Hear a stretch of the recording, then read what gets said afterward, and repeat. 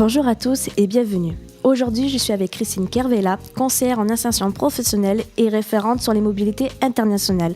Bonjour Christine. Bonjour.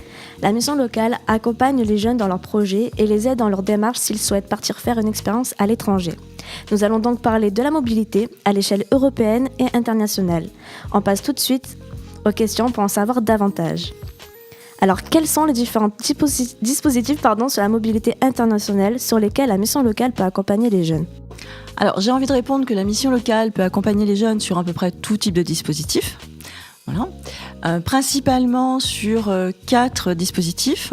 Le service volontaire européen, le service civique international, qui sont des services plutôt des mobilités internationales plutôt individuelles. Et en ce qui concerne les mobilités collectives, il y a les training courses et les échanges internationaux. Et quels sont les jeunes, Y a-t-il des conditions, Alors, quels sont les jeunes et les conditions ? C'est ça. Ok. Les jeunes et les conditions. J'ai envie de dire que c'est tous les jeunes de la mission locale peuvent accéder à ce type de mobilité. Néanmoins, on va quand même enlever les jeunes qui sont scolaires et étudiants parce que tout simplement, il y a des dispositifs appropriés pour les étudiants. Et puis, pour les moins de 18 ans, c'est possible, mais nous avons moins d'offres pour les 16-18. Et dans la mobilité internationale, il y a le projet Vista. Pouvez-vous nous en dire davantage ? Oui, Vista, c'est un dispositif innovant. Il a quelques années maintenant, mais il reste bien innovant. Il est porté par l'association régionale des missions locales PACA, le conseil régional PACA et une ONG basée à Marseille qui s'appelle Eurocircle. Et peut-être une information supplémentaire. Bien sûr. Par rapport à Vista. À quoi ça sert ? Qu'est-ce que ça apporte aux jeunes ? Ça amène un accompagnement parce que souvent les jeunes ne partaient pas, les jeunes des missions locales accédaient peu aux dispositifs de mobilité internationale, simplement par manque d'information, de soutien et d'accompagnement. Du coup, avec Vista, il y a ce soutien, cette notion d'accompagnement qui est vraiment primordiale pour eux. Très bien. Et pouvez-vous maintenant nous parler d'Eurocircle ? Qu'est-ce que c'est ? Eurocircle est une structure qui est donc basée à Marseille, qui reçoit les offres des structures à l'étranger, met en lien le jeune avec la structure à l'international. Elle est là aussi pour accompagner le jeune pendant sa mobilité, en amont, pendant et après. Et justement, parlons maintenant des différentes solutions de mobilité offertes par Eurocircle. Tout d'abord, qu'est-ce que le service civique à l'international ? Alors, c'est un volet du dispositif du service civique. Donc, on est bien sur un service civique. La seule différence, c'est ce qui se passe à l'international. Alors, ça veut dire quoi ? Ça veut dire tout simplement qu'un jeune qui a déjà fait un service civique en France ne peut pas le faire à l'étranger. Et un jeune qui l'a fait à l'étranger ne peut pas le faire en France. Voilà. Mais sinon, on est sur les mêmes fonctions. Donc, il y a une aide qui est versée par l'État, d'environ 517 €. Alors, c'est réactualisé régulièrement par mois. D'accord. Il y a aussi une aide en plus, soit en nature, soit en argent, versée par la structure en local, donc à l'international. Et le jeune a à sa charge, par contre, le billet d'avion, l'hébergement et la nourriture sur place. Et Eurocircle propose aussi un service volontaire européen. Quelles sont les différences avec le SCI ? Alors, on est sur du volontariat aussi. Là, c'est la Commission européenne qui porte le service volontaire européen, d'où le nom européen. Oui. On est l'un comme l'autre sur des structures à l'accueil qui sont des structures à but non lucratif, type association. Les thématiques vont être les mêmes, comme le sport, la culture, l'animation, l'aide à la personne, etc. Donc des missions plutôt civiques et sociales. Sur le SVE, la durée est de 1 mois jusqu'à 12 mois. D'ailleurs, je rajoute que sur le service civique, la durée est de 6 mois à 12 mois. Ce qu'on a en général, c'est plutôt du 6 mois.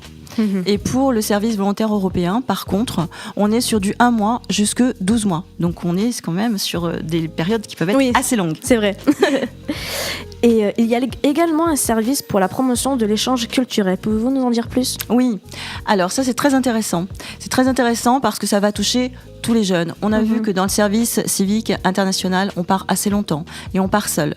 Dans le service volontaire européen, on part aussi assez longtemps et on part seul. Dans l'échange interculturel, le jeune part à plusieurs. On va prendre un exemple Très simple, on imagine une structure sociale, une MJC qui dit « J'offre un échange interculturel pendant une semaine ». Et pendant une semaine, nous avons 5 pays avec plusieurs jeunes de ces pays qui se retrouvent autour d'un thème. Donc on touche des jeunes qui ont envie d'échanges interculturels, d'où le nom, mais aussi de collectivité. Tous les échanges se font en anglais, mais là, et là je me tourne vers vous, je vous rassure, tout le monde peut y aller. Vraiment, si vous n'êtes jamais parti, faites un échange interculturel. Pourquoi ? Parce que quel que soit votre niveau, vous pouvez y aller. Il y a un jeune qui parle anglais et qui vous encadre, même âge que vous, etc. Donc c'est très fun. Et en plus, ça dure vraiment pas longtemps. Et il y a simplement une participation sur le coût total du séjour. Donc séjour, transport, hébergement, et c'est simplement une participation. Donc là, c'est tout bon pour vous, quoi. Et juste avant, vous nous avez parlé du training course proposé par Eurocircle. Qu'en est-il ? Alors, les training courses, en anglais, ça veut dire formation, en fait. Voilà. C'est d'une période à peu près comme l'échange interculturel, donc de 5 à 20 jours, en général une semaine, comme pour l'échange. Par contre, là, ça s'adresse aussi bien à des jeunes, à des adultes, à des professionnels ou non professionnels. Vous comme moi, on pourrait participer à ce type de rencontre. La seule chose qui va être demandée, c'est un niveau d'anglais qui là va être un petit peu supérieur, puisque les échanges se font en anglais. Mais bon, voilà, on peut toujours mettre 2-3 mots de français pour arriver à se faire comprendre. Et qu'est-ce que les services apportent aux 16-25 ans ? Alors, les services de la mission locale, d'Eurocircle, c'est vraiment un accompagnement. Le jeune a besoin d'être accompagné, d'être aidé et soutenu avant, pendant et après son expérience à l'international. Mais c'est surtout, et là aussi, j'ai envie de me retourner vers vous, ce que ça va vous apporter, parce que vraiment, c'est plus de confiance en soi. Ça va être des capacités d'adaptation qui vont être développées plus. Ça va être une expérience mais juste de ouf, parce que franchement, on est tout d'un coup propulsé hors de ce qu'on connaît. Donc quand on revient, on a une confiance en soi qui est largement développée. Du coup, l'insertion sociale, professionnelle, en termes de formation, c'est gagné. C'est pour ça qu'on accompagne les jeunes. Et c'est pour ça aussi que vous leur conseillez aussi de faire ces services-là. Complètement. Parce qu'après, un jeune qui a fait ce type de mobilité, et on peut en faire plusieurs, je ne l'ai pas dit, mais on peut cumuler plusieurs types de mobilité. Forcément qu'au retour, le jeune, il va aborder un entretien d'embauche, une sélection de formation avec une confiance en soi, une assurance et une volonté qu'il n'aura pas avant d'avoir fait ce type d'expérience. Exactement. Non, mais ça peut leur permettre aussi d'avancer, d'être vraiment droit et de rester bien dans leurs bottes. Et de travailler leur projet professionnel. Et ça, certains, avant de partir, ne savent pas du tout ce qu'ils veulent faire. C'est vrai. Et moi, je leur dis, et je vous dis, si vous savez pas quoi faire, mais juste allez voir ailleurs ce qui se passe. Vous allez voir qu'en rentrant, vous saurez ce que vous voulez faire. Voilà. Et comment faire pour en savoir plus ? Alors, c'est très simple. Pour en savoir plus, il vous suffit de venir à la mission locale, vous rencontrez votre conseillère, et soit elle vous met en relation avec moi, soit elle vous met en relation avec Eurocircle. Sachant que nous avons aussi d'autres structures partenaires, type Eurocircle, à Marseille, notamment Eurasianet, par exemple, qui travaillent beaucoup avec l'Asie. Est-ce que vous avez un exemple de l'Asie ? Oui. Alors, des exemples. L'an dernier, j'ai un jeune qui est parti au Cambodge. L'année d'avant, j'en ai une qui est partie au Pérou. J'en ai un qui est parti en Inde et encore au Vietnam. Enfin, je peux en citer plusieurs. Et je peux aussi vous citer des exemples, là, aujourd'hui, d'offres que nous avons. Alors, si je prends le service civique international, de tête, nous avons la Croatie, l'Afrique représentée par le Sénégal, et là, attention, tenez-vous bien, j'ai l'Équateur. C'est magnifique. Alors, petite précision sur l'Équateur. Où se trouve l'Équateur ? C'est un petit pays d'Amérique du Sud qui est vraiment très sympa. Voilà, j'en parle en connaissance de cause, donc vous pouvez y aller. Service civique en Équateur, 6 mois.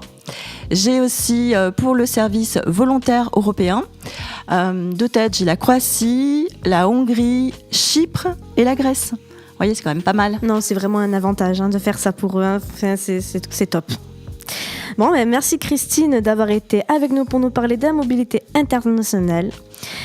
Et n'hésitez pas à poser vos questions sur la page Facebook ou à venir sur nos antennes. Et on se retrouve bientôt pour une nouvelle émission sur les services de la mission locale.